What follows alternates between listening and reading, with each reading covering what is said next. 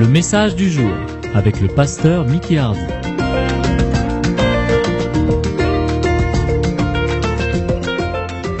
nous allons ouvrir notre Bible ce matin dans l'évangile de Marc, au chapitre 4.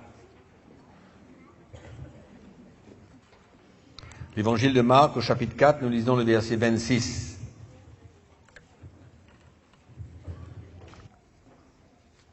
Jésus dit encore, « Il en est du royaume de Dieu, comme quand un homme jette de la semence en terre. Qu'il dorme ou qu'il veille, nuit et jour, la semence germe. Et croît sans qu'il sache comment. La terre produit d'elle-même d'abord l'herbe, puis l'épi, puis le grain tout formé dans l'épi, et dès que le fruit est mûr, on y met la faucille, car la moisson est là. » Amen. Car la moisson est là. Et dans notre vie chrétienne, il nous arrive parfois à douter, il nous arrive parfois à être inquiets, à être troublés par les situations de la vie, par notre propre vie. Et si nous servons le Seigneur par la vie des frères et des sœurs qui luttent, qui ne grandissent pas, qui ne servent pas le Seigneur, mais quand nous lisons ce texte, nous réalisons que bien que nous ne voyons pas ce qui se passe dans le cœur de l'homme, mais comme la semence qui est mise en terre, elle va finir par germer, et à la fin, elle va finir par porter des fruits. Et nous avons besoin d'avoir la foi dans notre cœur, nous aussi. Ce texte a bien parlé à mon cœur, car Jésus dit qu'il en est du royaume de Dieu. Le royaume de Dieu. C'est quoi le royaume de Dieu pour nous tous? C'est notre vie, dès le moment que nous sommes nés de nouveau, que nous sommes sauvés, jusqu'au moment où nous allons être mûrs, être des enfants qui ont grandi, qui sont devenus des hommes et des femmes spirituels, qui ont expérimenté beaucoup de situations dans la vie et qui, au moment donné, deviennent stables, servant le Seigneur, portant beaucoup de fruits. C'est ça le royaume de Dieu dans notre vie, dans la vie de chacun d'entre nous. Chacun d'entre nous. Et quand cette semence est tombée en terre, la parole de Dieu, de Jésus, nous dit que bien que celui qui l'a semé, qu'il dorme ou qu'il veille, ça n'a aucune importance. Car la semence, elle va finir par germer. Elle va finir par germer, grandir, porter des fruits. C'est ça qui est extraordinaire. Et souvent parce que nous marchons par la vue, nous marchons seulement par la vue, et c'est pourquoi nous doutons, nous sommes troublés, nous sommes inquiets, nous luttons à l'intérieur de nous, parce que nous marchons par la vue au lieu de marcher par la foi. Que ce soit pour notre vie, que ce soit pour la vie de notre mari, de notre femme, nos enfants, etc. Mais tournez avec moi aussi dans l'évangile de Matthieu, chapitre 13, où Jésus va expliquer la parabole du semeur. Il va l'expliquer clairement. C'est le chapitre 13 de l'évangile de Matthieu, verset 18. Vous donc, écoutez ce que signifie la parole du semeur. Lorsqu'un homme écoute la parole du royaume et ne la comprend pas, le malin vient, enlève ce qu'il a été semé dans son cœur. Cet homme est celui qui a reçu la semence le long du chemin. En d'autres mots, il n'est pas intéressé. Il écoute la parole de Dieu, il n'est pas intéressé. Et souvent, quand on parle de la parole de Dieu, on parle et on partage l'évangile avec quelqu'un, souvent, il n'est pas intéressé. Il n'a pas aucun désir, son cœur n'est pas ouvert, il ne cherche pas. C'est ça le premier état. Et puis ensuite, il dit, celui qui a reçu la semence dans les endroits pierreux, c'est celui qui entend la parole et la reçoit aussi avec joie. Mais, il n'a pas de racine en lui-même. Il croit pour un temps. Et dès que survient une tribulation ou une persécution à cause de la parole, il y trouve une occasion de chute. Le troisième cas, c'est celui qui a reçu la semence parmi les épines. C'est celui qui entend la parole, mais en qui les soucis du siècle et la séduction des richesses étouffent cette parole. Les soucis du siècle et la séduction des richesses. Et c'est juste pour commenter un petit peu là-dessus. Il faut réaliser aujourd'hui, mes frères et sœurs, que nous vivons dans un monde où, que ce soit la pensée, l'esprit qui règne est totalement contraire au royaume de Dieu. Totalement contraire au royaume de Dieu. Et nous réalisons que quand nous cherchons autre chose que le Seigneur et que nous arrivons à avoir un cœur qui cherche simplement les richesses, les choses de la terre, qui cherche simplement de progresser dans les choses naturelles de la vie et n'est pas concerné par sa propre personne spirituelle, mais le danger est que finalement, il va abandonner. Il va abandonner. Et dans les jours que nous vivons aujourd'hui, il y a cette course vers les richesses, la séduction des richesses. Vouloir davantage, dans le sens où on n'a jamais assez. On n'est jamais satisfait de ce qu'on a et on veut avoir encore plus. Et vous savez que quand on veut avoir encore plus dans notre vie, l'ennemi, il a toujours des moyens pour nous faire des choses qui sont contraires à l'esprit de l'Évangile. À l'esprit de l'Évangile. La séduction des richesses. En d'autres mots, on passe à côté de l'intégrité que nous devons avoir vis-à-vis de la vie, et on est prêt à faire des choses qui ne sont pas du cœur du Seigneur, parce que nous sommes poussés pour avoir davantage, pour posséder davantage, et nous n'avons jamais arrêté d'avoir cet état de cœur où nous voulons encore et encore et encore. En d'autres mots, on n'est pas satisfait. On n'est pas satisfait de ce que nous avons. Mais mes frères et sœurs, le Seigneur connaît toutes choses. Il connaît toutes choses, et c'est pourquoi la parole de Dieu parle du contentement. Le contentement. C'est-à-dire d'être satisfait, d'être content de ce que nous avons, de ce que nous sommes, et dans cet état de cœur de pouvoir servir le Seigneur et de savoir qu'il va prendre soin de nous. Ça, c'est l'état de cœur que chaque chrétien doit avoir. Mais courir et vouloir davantage et ne pas être satisfait de ce que nous avons contient des dangers. Des vrais dangers. Parce que c'est comme cela qu'on s'ouvre pour avoir davantage, on est prêt à faire certaines choses qui ne sont pas claires, qui ne sont pas droites. En d'autres mots, on passe à côté de l'intégrité du cœur.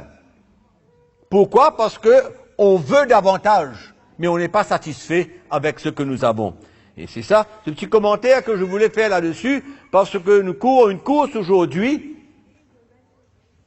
qui n'est pas la course que le monde court, mais nous sommes souvent influencés par la manière et le style qu'il y a dans le monde. C'est pourquoi la vie chrétienne n'est pas comparable à absolument rien dans ce monde. Du tout. Mais malheureusement, dans ce 21e siècle, l'Église a tendance d'être influencée et de chercher des moyens que le monde utilise pour que nous, dans notre vie chrétienne, nous puissions faire de même. Entrer en compétition avec le monde et le style qu'il y a dans le monde. Et je disais quelque chose que je voudrais redire encore.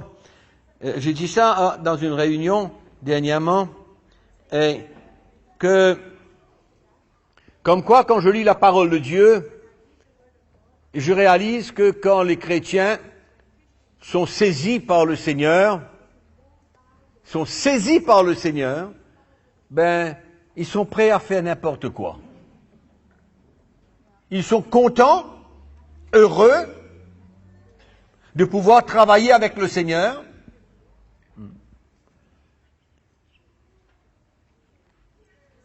Et je suis sûr que quand on vit cette qualité de vie, on ne cherche pas à gagner davantage.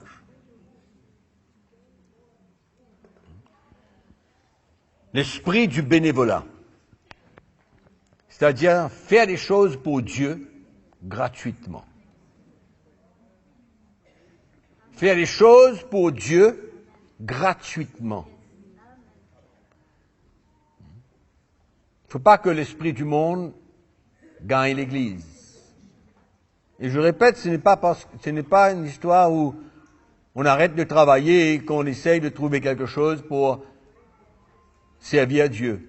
Mais je parle d'une attitude de cœur.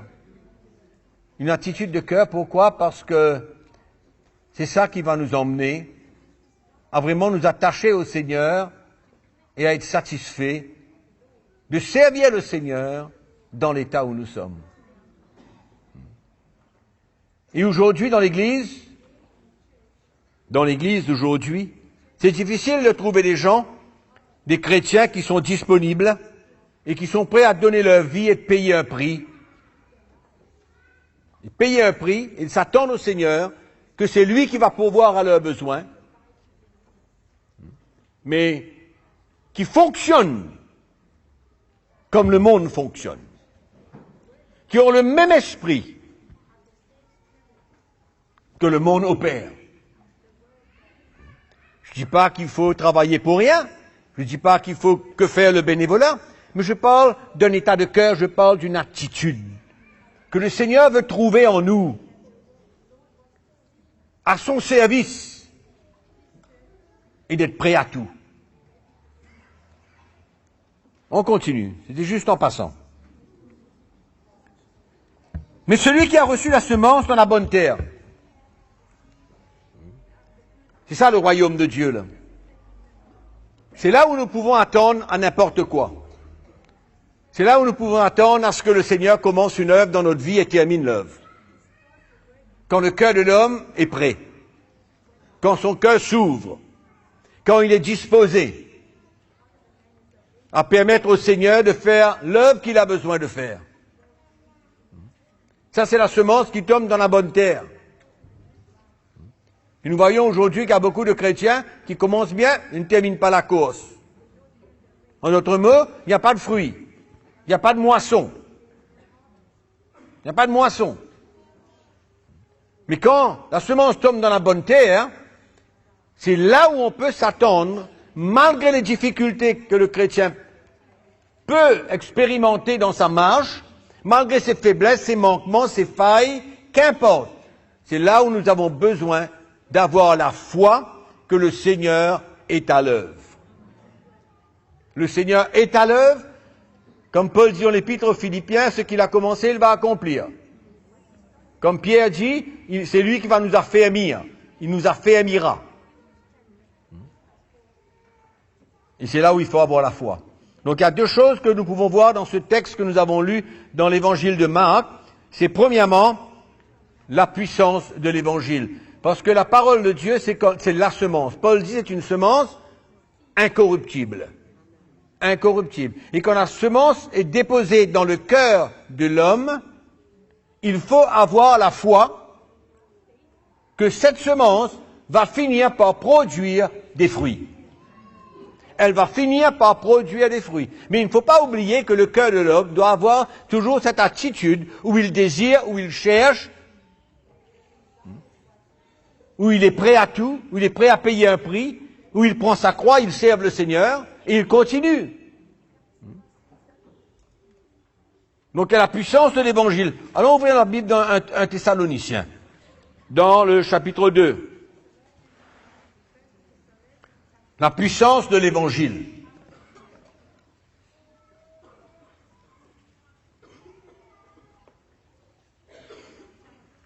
C'est pourquoi quand nous venons à l'église, nous avons besoin d'avoir un cœur ouvert. Un cœur qui va recevoir la bonne semence. Donc nous lisons au verset 13. C'est pourquoi nous rendons continuellement grâce à Dieu de ce qu'en recevant la parole de Dieu, que nous avons fait entendre, vous l'avez reçue, non comme la parole des hommes, mais ainsi qu'elle est véritablement, comme la parole de Dieu qui agit en vous qui croyez, qui agit en vous qui croyez. Amen. Elle agit. Il faut avoir la foi dans cette parole. Il faut avoir la foi dans la puissance de la parole de Dieu. La foi dans la puissance de l'Évangile. Si on n'a pas la foi dans la puissance de l'Évangile, on ne va arriver aucune part. Et quand nous voyons des chrétiens tous les jours, ils peuvent lutter, ils peuvent avoir des situations difficiles dans leur vie, mais si on a la foi dans la semence qui a été déposée dans leur cœur, et que l'Esprit de Dieu est à l'œuvre dans leur cœur, il ne faut plus s'inquiéter. Quand le cœur est ouvert, il ne veut plus s'inquiéter. Malgré qu'il y a la chute, les failles, les manquements, les petits reculs en arrière, les difficultés, les faiblesses, c'est pas grave. Tant que le cœur est ouvert, tant que c'est dans la bonne terre, si ce cœur reste ouvert et prêt. Vous pouvez voir un chrétien écrasé peut-être pendant un temps, passer par des moments difficiles dans sa vie. Mais il ne faut pas oublier la puissance de cette semence, la puissance de la parole de Dieu qu'il a reçue dans son cœur. Le Saint-Esprit va œuvrer dans son cœur. Le Saint-Esprit va pouvoir le ramener.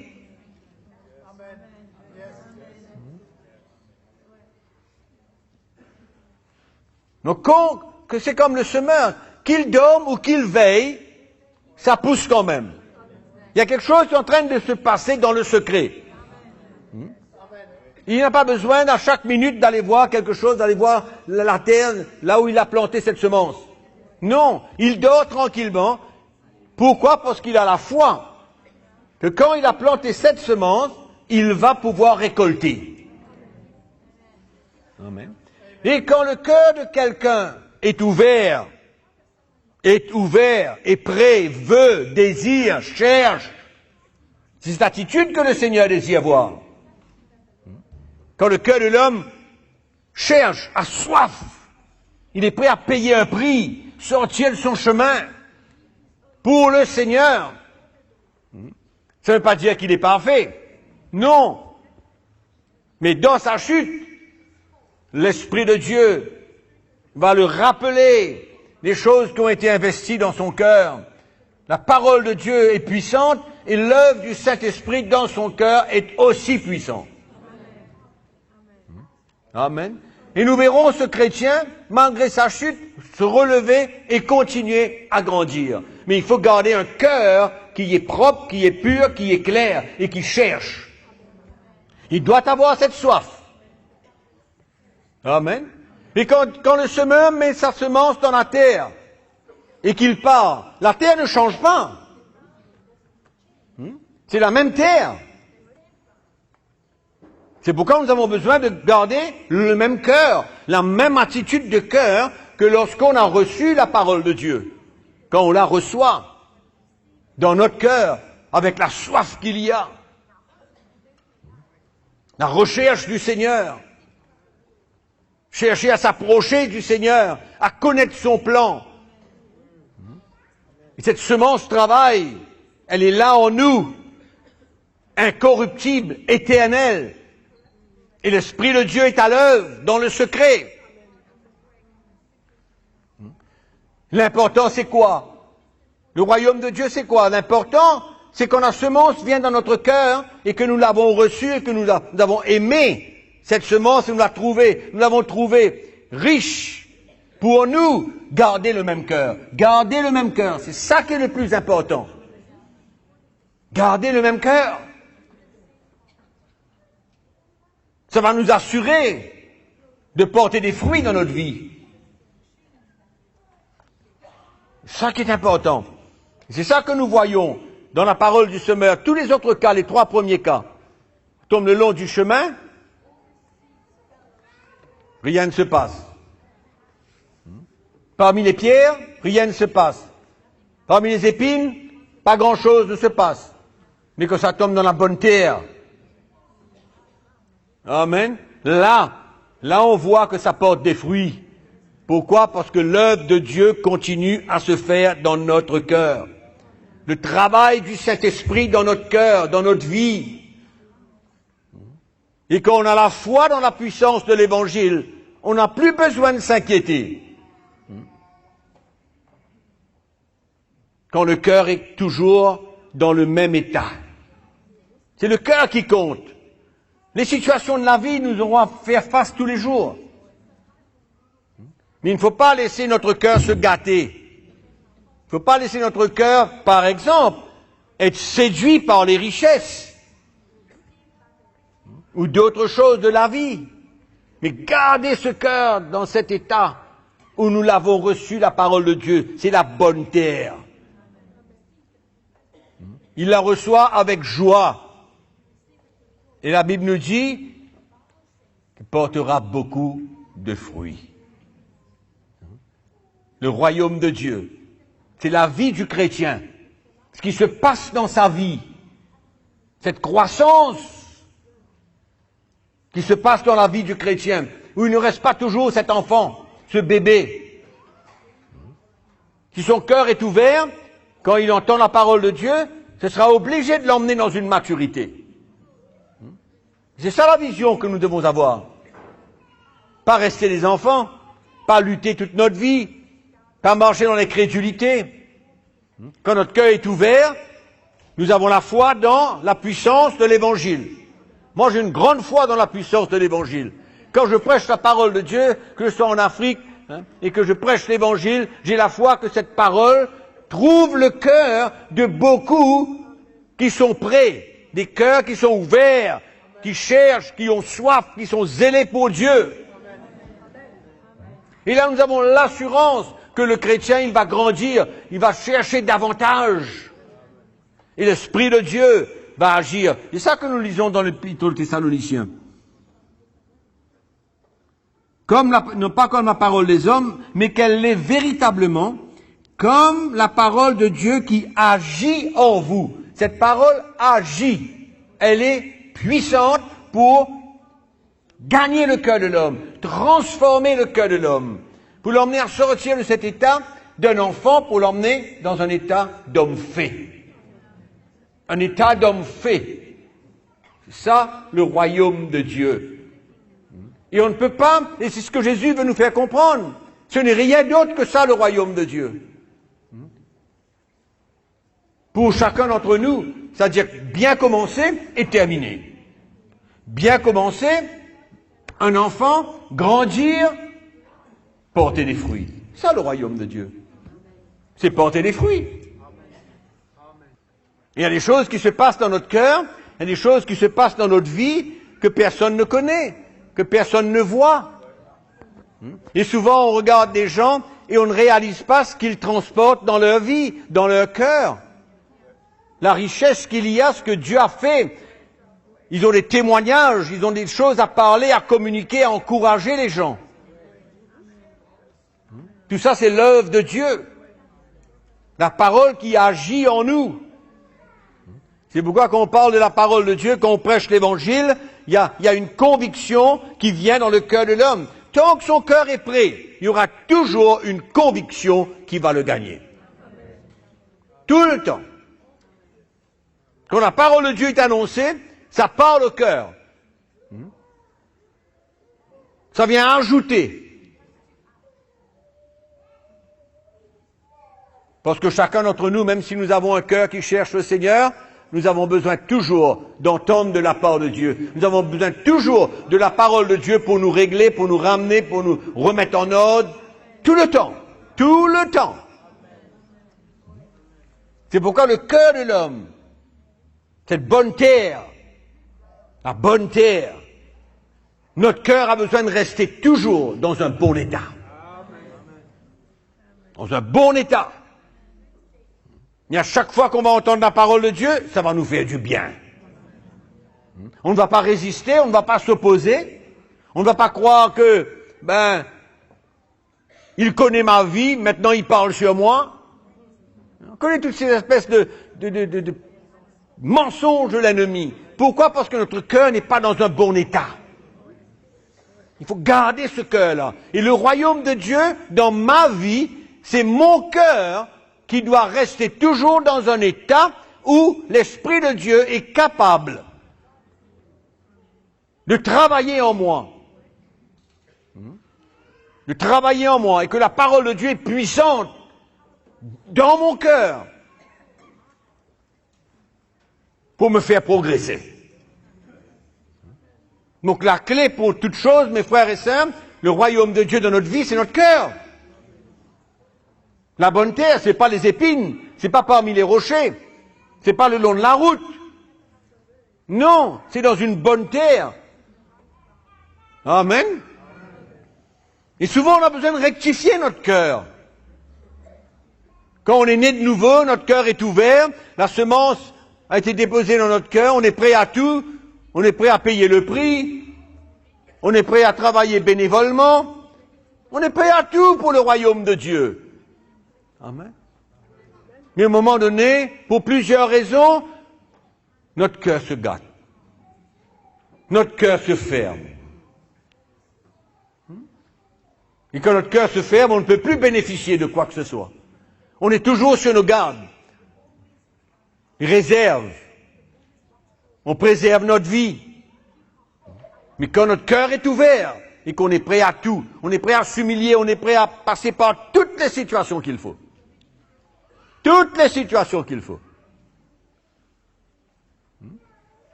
Et de savoir que Dieu est à l'œuvre dans le cœur de l'homme. Et on n'a plus besoin de s'inquiéter. Je ne suis pas inquiet de ma vie, malgré mes faiblesses, mes manquements, malgré toutes des choses qui ne plaisent pas à Dieu dans ma vie. Vous êtes comme moi? Ouais. Mais je ne suis pas inquiet, parce que j'ai la parole de Dieu, mon cœur est toujours ouvert, je veux servir le Seigneur, je suis zélé pour lui, j'ai envie de grandir, j'ai pas envie de rester la même personne. Donc je ne suis pas inquiet pour ma vie. Une situation arrive, on gère la situation dans l'esprit, mais le cœur reste toujours dans un bon état. Dans un bon état. On tombe, on se relève et on continue.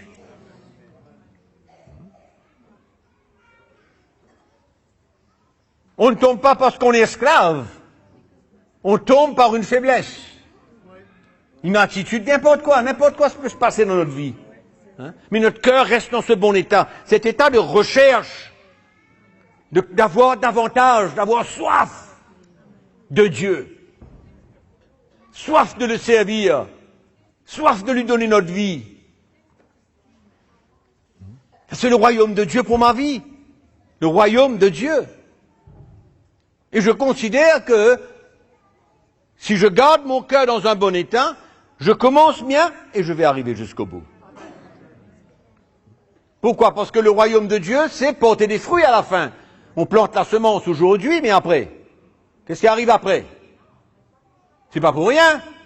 Hein? On ne met pas une semence en terre sans s'attendre à ce qu'il y ait des fruits. Et le royaume de Dieu, c'est ça ce que Jésus a dit. C'est comme un homme qui met une semence en terre et qu'à la fin, il va porter des fruits. C'est ça votre vie, c'est ça ma vie. Ça devrait être. Si le royaume de Dieu est en moi, c'est ça la vision que nous devons avoir. Et rien d'autre. On ne peut pas vivre sur la terre sans porter des fruits. On ne peut pas vivre en tant que chrétien sans porter des fruits. Parce que le royaume de Dieu est semblable à. En d'autres mots, c'est ça ce que le Seigneur s'attend. Et il a tout mis en œuvre, et il nous a tout donné, sa parole, le Saint-Esprit, en nous, pour que nous puissions bien commencer, planter la semence, porter des fruits. Il n'y a rien qui doit nous manquer. Tout est là. Tout est à notre portée, il suffit d'avoir un cœur. Pourquoi je vous dis ça? Parce que mes frères et sœurs, on ne peut pas nous comparer. Je ne peux pas nous comparer à n'importe quel chrétien qui écoute n'importe quel évangile, qui écoute n'importe quoi. Mais quand on entend la parole, quand on entend le message de l'évangile, le royaume de Dieu, c'est la semence qui vient dans notre terre, c'est la nouvelle naissance dans notre vie, c'est notre parcours avec un cœur qui reste toujours ouvert et prêt à tout. C'est une vie qu'on donne et finalement on porte des fruits. Ça c'est le royaume de Dieu, dans ta vie et dans ma vie. Ça c'est le plan de Dieu. Le royaume de Dieu est semblable à. C'est clair? Pourquoi est-ce que Jésus parle de cette semence? Et pourquoi est-ce que Jésus parle de la moisson après? C'est la moisson dans notre vie. C'est la semence dans notre vie. Je ne parle pas de la moisson d'aller chercher les âmes pour être sauvés. Je parle d'une moisson dans notre vie. Dans ma vie. Dans ta vie. Tu dois produire des fruits. Je dois produire des fruits. D'un homme spirituel. D'une femme de l'esprit. Hein? D'une femme de l'esprit. C'est le royaume de Dieu. Vous croyez que le royaume de Dieu, c'est se marier? C'est ça le royaume de Dieu? C'est d'aller trouver quelqu'un pour se marier? C'est d'avoir une telle envie de se marier? C'est pas le royaume de Dieu, tout ça. Le royaume de Dieu, c'est de s'assurer que dès ma nouvelle naissance, il y a des choses qui doivent se passer dans ma vie. J'ai une vie qui ne m'appartient plus et je dois produire des fruits.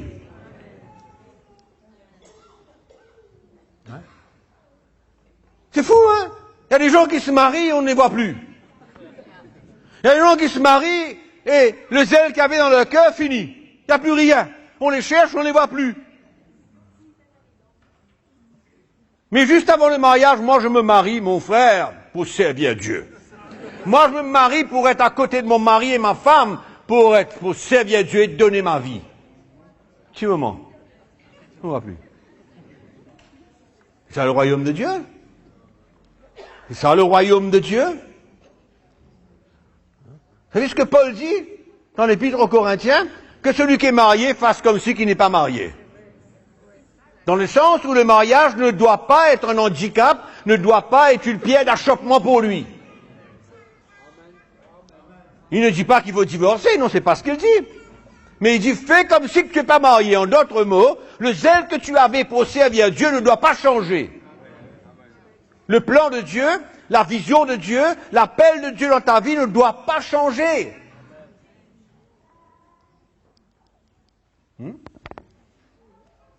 C'est ça que Paul dit. Le royaume de Dieu. C'est ma vie. C'est depuis le moment où la semence a été déposée dans mon cœur, où je suis né de nouveau. le royaume de Dieu pour ma vie. Dieu n'a pas créé, institué le mariage pour étouffer le zèle qu'il a mis dans notre cœur. Hein? Pour nous emmener à être tiède. Hein? Tiède. Il ne reste que le langage, il n'y a pas le parfum. Il y a le langage, mais il n'y a pas le parfum. Le royaume de Dieu.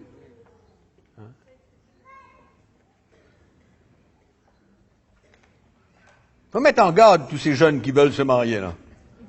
Ah oui, j'ai pas de problème, hein. C'est ok de se marier. Mais se marier pour perdre le zèle de l'évangile, ça ne vaut pas la peine de se marier, reste seul.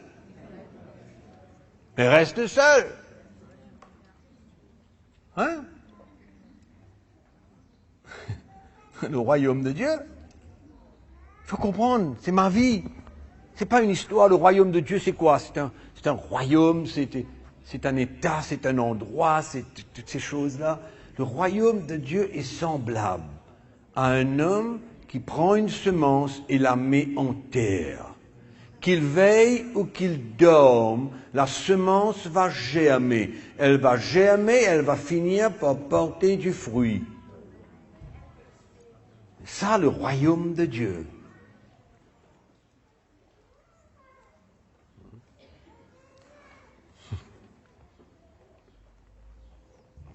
Porte des fruits combien? 100 fois plus, 60 fois plus, 30 fois plus. Il y a des gens qui ont pris ça pour multiplier le roupie, le dollar et le euro. Hein? C'est les fruits que Dieu cherche dans le royaume de Dieu. Amen. C'est les fruits. Quand quelqu'un rentre chez vous, il ne sent pas qu'il y a eu une bagarre qui vient de se passer à une demi-heure. Parlez de fruits. Ma maison a besoin d'être une maison de paix. Amen. Il a besoin d'avoir un bon parfum.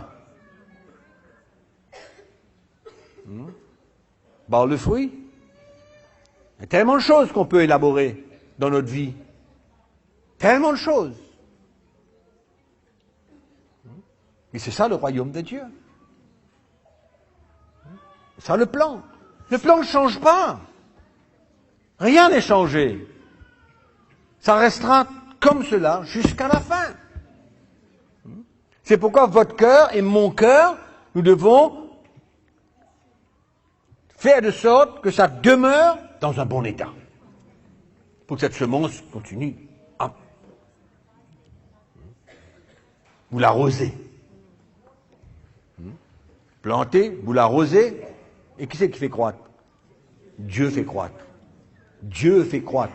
C'est pourquoi la parole de Dieu, cette semence-là, la parole de Dieu, elle est importante dans notre vie. La révélation de l'Évangile, la parole de Dieu est importante dans notre vie. On ouvre notre cœur tous les jours à l'Évangile, tous les jours à la parole de Dieu. On ouvre nos cœurs pour entendre la parole de Dieu. On a soif. Vous venez à l'église ce matin, pourquoi? Vous avez soif de l'Évangile, ou alors vous venez juste pour faire comme tout le monde, vous avez mis votre meilleure robe, vous avez mis vos plus jolis souliers, et que vous êtes venu là, et que tout le monde regarde, c'est merveilleux. Hein? C'est ça? Non. Quand on vient dans la maison du Seigneur, quand on vient pour écouter la parole de Dieu, on vient, on a soif. On a soif. On désire que cette parole fasse quelque chose dans notre cœur, dans notre vie. On désire d'être confronté, on désire d'être réprimandé. C'est la parole de Dieu qui va emmener ça dans notre cœur. C'est pas comme ces chrétiens qui viennent à l'église simplement pour être bénis. Ben, si vous voulez appeler la réprimande une bénédiction, c'est bon. Si vous voulez appeler la confrontation et la conviction comme une bénédiction, c'est bien. Mais quand je parle de bénédiction, je parle d'avoir quelque chose, de recevoir quelque chose. Que ça c'est bien, il n'y a pas de problème. Mais que ça ne vienne pas altérer, changer le zèle qu'il y a dans mon cœur pour Jésus.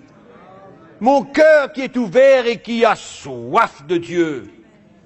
qui veut le servir pour porter du fruit. C'est ça le royaume de Dieu. Le royaume de Dieu. Chacun doit comprendre le royaume de Dieu comme étant sa propre vie. Sa propre vie. Amen. Sa propre vie. Et considérer cela comme quelque chose de sérieux.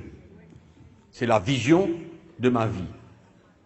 Vous savez, nous avons deux vies. Une vie avant qu'on soit né de nouveau. On vivait d'une manière, dans un style, qu'importe comment on vivait. Le moment qu'on est né de nouveau, maintenant, le royaume de Dieu est en nous. Amen.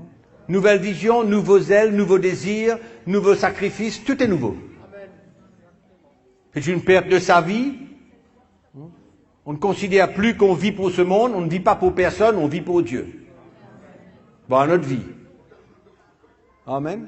Et pour cela, il faut avoir un cœur qui est toujours bien. Toujours bien. Amen. Un cœur qui cherche, qui est zélé. Dans le livre de l'Apocalypse, l'apôtre Jean, qu'est-ce qu'il nous dit? Tu es ni bouillant, ni froid. Mais qu'est-ce que tu es? Tu es tiède. Tu es tiède. La vie chrétienne tiède. Cool. Cool. Il n'y a pas de vie chrétienne cool. La vie chrétienne, c'est un engagement. C'est un engagement. Vous avez pris le baptême? La parole de Dieu nous dit que c'est un engagement de bonne conscience envers Dieu. Quand cette semence a pénétré votre cœur, que vous êtes né de nouveau, maintenant il y a un engagement de notre vie. Un engagement de bonne conscience envers Dieu. Je sais maintenant qu'est-ce que je vais faire avec ma vie. Je sais. C'est un nouveau challenge, c'est un nouveau défi. Avec comme espérance ma vie avec le Seigneur pour l'éternité. Amen. Mon engagement.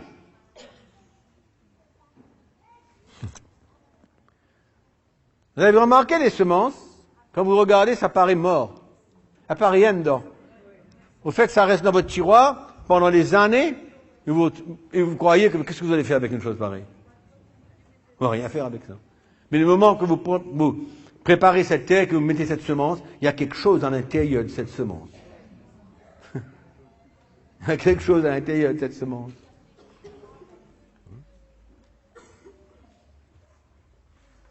Et pour ma vie, le moment que je suis né de nouveau, j'ai un engagement.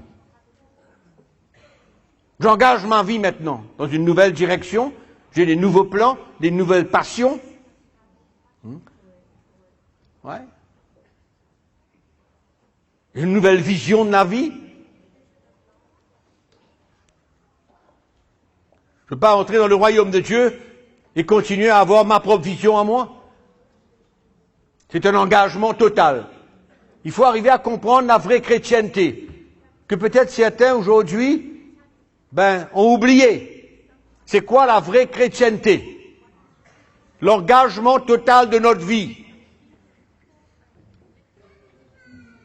C'est un engagement. C'est ça le royaume de Dieu. Depuis la semence a été plantée, on est né de nouveau. Il faut avoir une vision maintenant de porter des fruits. Et laissez-moi vous dire que vous portez ces fruits-là. Vous avez besoin de passer par toutes sortes d'étapes, toutes sortes de problèmes, toutes sortes de situations qui ne sont pas normales pour vous. C'est ça la formation. C'est ça l'œuvre de Dieu. C'est ça le travail de Dieu dans notre vie. Pour grandir et porter des fruits. Toutes sortes des étapes. Et Dieu travaille dans le cœur. Pourquoi? Parce qu'on a la foi dans notre cœur. Comme le semeur qui a mis la semence, nous on a la foi dans notre cœur. Pour notre vie, pour la vie des frères et des sœurs. Qui ont un cœur ouvert. Malgré leur chute, leur faille, tombe, qu'importe. Il ne faut pas s'inquiéter. Vous savez, la vie chrétienne, elle est simple, et en même temps, dans notre cœur, on doit être tranquille. Dans la paix, tranquille, que Dieu est à l'œuvre, que le Seigneur est à l'œuvre dans les cœurs. Amen. C'est ça qui nous permet de faire face à toutes les situations, que ce soit dans la famille, entre mari et femme, avec les enfants, dans nos relations, qu'importe, dans tous les problèmes qu'on peut faire face. On a la foi dans notre cœur. Que tout ça, c'est pour un but et que ça va produire des fruits dans notre vie. Amen. Donc, quand la parole de Dieu tombe dans notre cœur, qu'on est né de nouveau, il faut garder ce même cœur, dans le même état. Le même état de cœur. Ça la clé. Amen. Gardez, préservez ce cœur. Et Dieu seul sait combien de situations nous devons faire face par jour, pour que notre cœur soit gâté, qu'on garde l'amertume, dans toutes sortes de circonstances, les chemins qu'on a besoin de traverser, et garder notre cœur pur, va produire les fruits. On aura, le Seigneur verra, et le monde verra, les fruits que nous transportons dans notre vie. Qu'est-ce que Jésus a dit? Jésus a dit que c'est par les fruits que vous les reconnaîtrez. Amen. Et c'est ça qu'on veut. On veut qu'il y ait une moisson dans notre vie. On veut qu'il y ait une belle moisson dans notre vie. Et pour nous tous, c'est possible. Car le Seigneur a tout donné. C'est à nous de garder notre cœur et d'avoir soif pour les choses de Dieu. Dans les derniers jours, on ne peut plus. Allons dire plutôt, on doit avoir une soif et un zèle pour le royaume de Dieu, pour les choses de Dieu. Autrement, nous allons rétrograder. Nous allons rétrograder. Nous avons besoin d'être sur un chemin où Dieu est en train de préparer une moisson dans notre cœur, dans notre vie. Des choses qui doivent émaner de nous, des fruits. Dieu les prépare. Il est à l'œuvre. La parole de Dieu est puissante en nous. Le Saint-Esprit est à l'œuvre dans nos cœurs. Amen. Et moi, je considère cela comme une fierté et non pas comme un fardeau. Amen. Pour beaucoup de chrétiens, la chrétienté est un fardeau. Trop difficile, trop dur, c'est un honneur. C'est une joie. C'est ça la vie chrétienne. C'est un honneur d'avoir notre vie transformée par le Seigneur au fur et à mesure et de pouvoir porter des fruits. Et moi, je veux que vous compreniez ce matin que c'est ça le royaume de Dieu. Quelle description que vous avez du royaume de Dieu? Le troisième ciel? Je ne sais pas qu'est-ce que vous avez compris, qu'est-ce que vous comprenez du royaume de Dieu? Mais notre vie. C'est ça que Jésus a dit. Amen. C'est pourquoi il y a le challenge dans notre vie. Il faut arrêter de dormir. Il faut arrêter de prendre les choses à la légère. Il faut garder notre cœur et avoir soif, toujours soif, et chercher le Seigneur. Et nous allons grandir. Amen. Nous allons grandir. Il y a des choses qu'on doit accepter dans la vie. Il y a beaucoup de choses que nous devons accepter. Beaucoup. Il faut apprendre à accepter, à s'humilier, à perdre. Si un chrétien ne veut rien perdre, il ne va pas aller bien loin. Il n'y aura pas beaucoup de fruits dans sa vie. Parce que c'est quand vous perdez que vous gagnez. Il faut premièrement perdre pour gagner.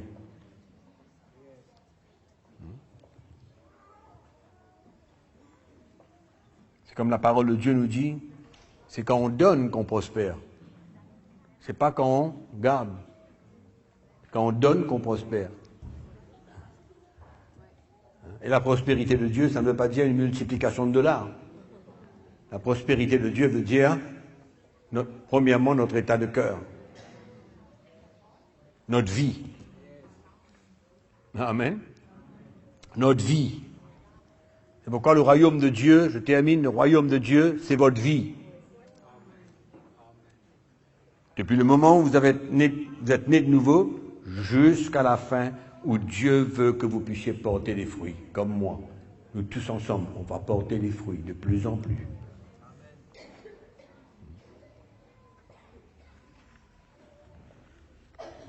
Qu'est-ce que Jésus a dit si on ne porte pas des fruits? On arrache, non? On arrache, il dit. Après un an, on regarde, on fait le point. Le fermier arrive, il dit non, mais donne-moi encore un petit peu de temps, je vais mettre un peu de sel, je vais voir qu'est-ce qui se passe. Et puis après, qu'est-ce qui se passe là? Pousse. Non, pas de fruits. Au feu. Détruire. Amen. C'est pourquoi nous sommes appelés à porter des fruits. C'est ça le royaume de Dieu, c'est ça votre vie, c'est ça votre appel. Pour tout le monde qui est là. À la mesure que le Seigneur l'appelle, il faut porter des fruits. Amen.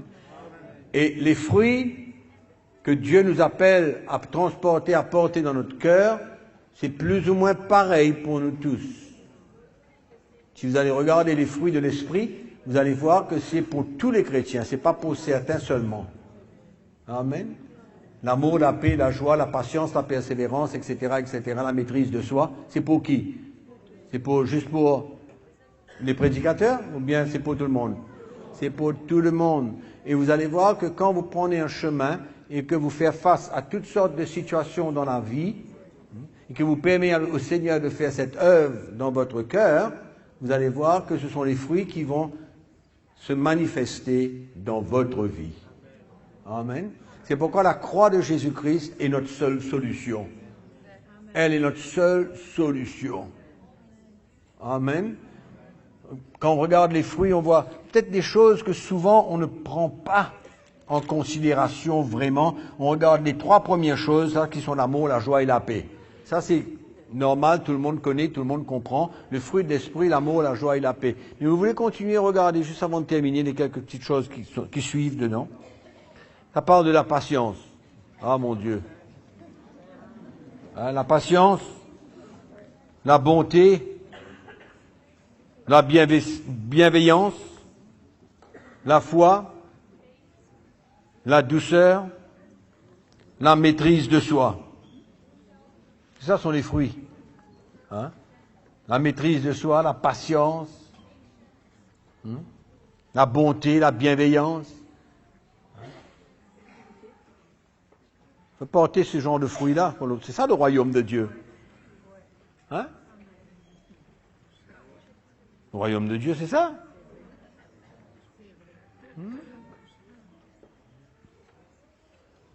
Donc on peut servir le Seigneur, on peut faire beaucoup de choses, on peut s'engager dans beaucoup d'activités, on peut prétendre être quelqu'un, mais au moment donné, il faut pouvoir manifester ses fruits dans notre vie. Oui ou non? Manifester ses fruits dans notre vie. On ne veut pas seulement courir après une chose, être spécialiste dans une chose. Il nous faut ouvrir notre vie et notre cœur à ce que le Seigneur fasse une œuvre pleinement et que tous ces fruits, on puisse moissonner tous ces fruits dans chacune de notre vie. La patience, par exemple. La patience envers notre femme, envers nos enfants, envers nos frères, envers nos sœurs.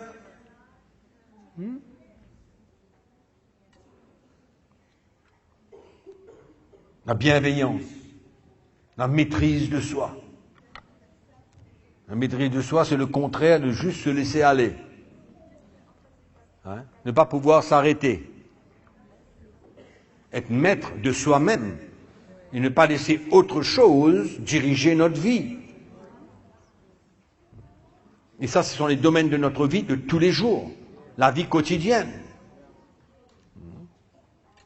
Donc, la chrétienté, c'est pas simplement comprendre la révélation de l'évangile, de comprendre ce que l'évangile dit, hein, et qu'est-ce que Dieu doit faire dans notre vie sans que les choses se passent dans notre vie. Donc, la révélation de l'évangile, c'est pour que ça se passe dans notre cœur, dans notre vie, parce que c'est là où est le royaume de Dieu. Donc, je termine en vous encourageant ce matin à comprendre que votre vie, le royaume de Dieu en vous, c'est que vous commencez la course et que vous puissiez porter des fruits. Amen. Donc, c'est pas une question de présence, c'est pas une question de fidélité dans les réunions ou quoi que ce soit, c'est de porter des fruits dans notre vie. Amen. Merci de nous avoir suivis. À bientôt.